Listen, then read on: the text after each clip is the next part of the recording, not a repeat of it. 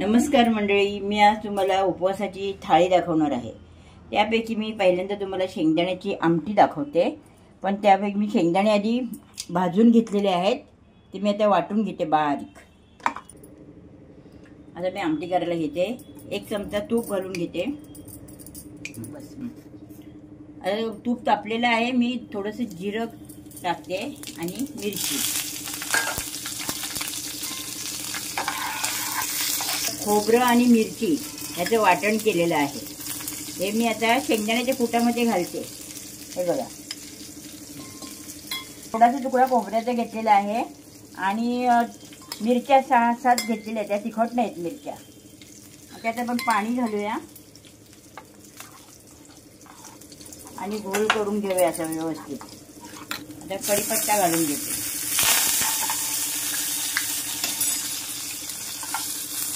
कढीपत्ता फ्राय झाला, आता मी शेंगदाणे आणि खोबऱ्याचं जे कूट केलेलं आहे ते टाकून घेते।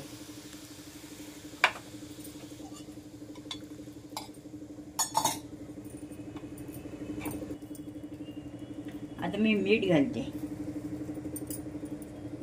आणि थोडीशी साखर घालते।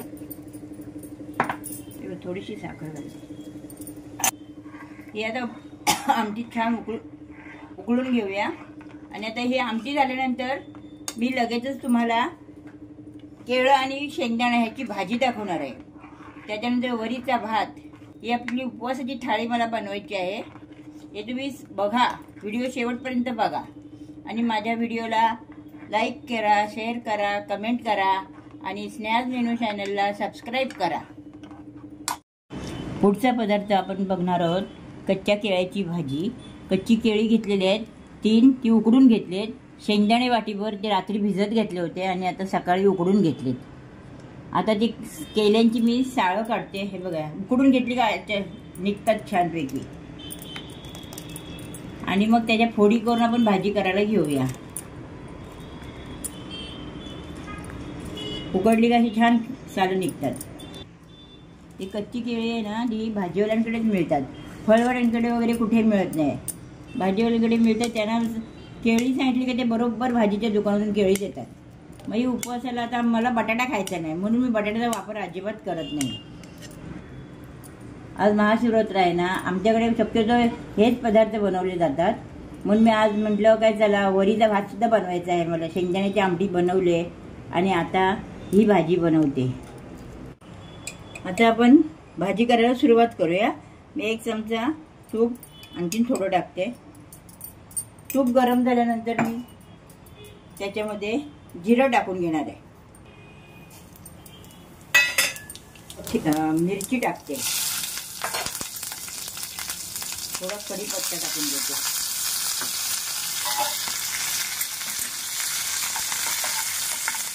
हे खोबरं आणि मिरचीचं वाटण आहे, हे मी आमटीला पण टाकलं आणि आता भाजीसाठी वापरते। जास्त करून ठेवलं तर मला वाटलं ना माहिती होतं तर दोघांना लागेल। हे छान फ्राय करून घ्यायचं। आता मी शेंगदाणे आणि केळं घालून घेऊया। शेंगदाणे केळं घातलं तर मीठ घालून घेते मी। आता हे छान फ्राय करून घेऊया, तर मिरचीचं वाटण फ्राय झालेलं आहे। आता शेंगदाणे आणि केळं हे छान फ्राय करून घ्यायचं, एक जीव करून घेऊया। म्हणजे त्याला मसाला मीठ वगैरे सगळं लागेल, मिरची वगैरे। आधी मम्मीने एकदा शेंगदाणा बटाट्याची भाजी दाखवलेली उपवासाची, ती प्रचंड व्हायरल झाली आहे। सो तुम्ही ती पण नक्की बघा, मी त्याची लिंक डिस्क्रिप्शन बॉक्समध्ये नक्कीच देईन आणि तुम्ही ही रेसिपी पण मम्मीची ट्राय करून बघा। चला आता बघूया वरीचा भात। 1 चमचा तूप मी पॅनमध्ये घालून घेते। तूप घातल्यानंतर ना भात छान होतो, अगदी फुलतो भात, म्हणून तूप घालायचं असतो। थोडीशी 1 मिरची मी कट करून टाकलेली आहे। धुतलेले वरी तांदूळ आहेत वाटीभर, ते मी घालून घेते। काय नाही गोवत, वरी घालून घेतल्या तर जरा परतून घेऊया, म्हणजे भाजून घ्यायची थोडक्यात, भात छान फुलतो तो।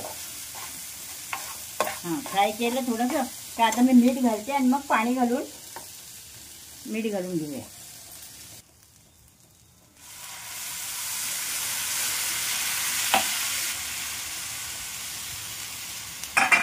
अंदाजे पाणी घालून घ्यायचं.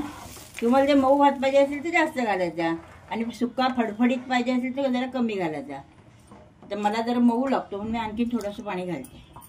आता छान उकळ घेऊया. उकळ घेतल्यानंतर मग ते थोडंसं उकळलं की झाकण ठेवायचं. मग ते मंद आचेवर होणार भात. आता हे बघा छान उकळ आलाय, थोडासा शिजलाय पण भात. आता याच्यावर मी झाकण ठेवते. बारीक गॅस करून झाकण ठेवून देते. आपला भात झालेला आहे. हे बघा छान झालेला आहे भात. आता मी तुम्हाला सर्व करून नंतर दाखवते. ही आपली उपवासाची थाळी रेडी झालेली आहे. वरीचा भात आहे, केळं आणि शेंगदाणा याची भाजी, शेंगदाण्याची आमटी आणि हे साबुदाण्याचे पापड. थँक्यू.